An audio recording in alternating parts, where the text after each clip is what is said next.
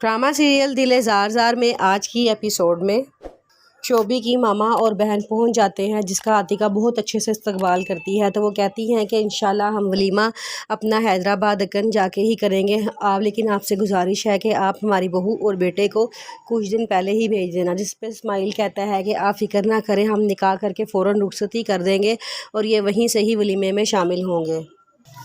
फिर तैयबा का निकाह हो रहा होता है, जिस पे तैयबा से वो कबूल है करवाते हैं। तो तैयबा जवाब नहीं देती, 3 दफ़ा पूछते हैं, फिर तीनों दफ़ा तैयबा जवाब नहीं देती। तो उसकी सास शर्मिंदा होकर कहती हैं कि हो सकता है इसको अपनी मामा याद आ रही हो, लेकिन बेटी आप फ़िक्र ना करो, मैं आपका माँ बन के ख्याल रखूँगी।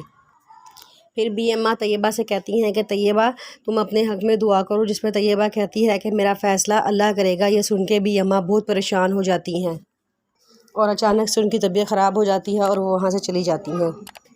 फिर तैयबा के निकाह के बाद उसके पापा उसके कमरे में आते हैं और आके उसे समझाते हैं कि अगर तुम चाहती हो कि तुम्हारे बाप के दिल में तुम्हारी कोई जगह बन जाए तो तुमसे एक गुजारिश है कि तुम शोभी का बहुत ख्याल रखना, क्योंकि उसने उस वक़्त मेरा साथ दिया है जब मेरे साथ कोई नहीं खड़ा था।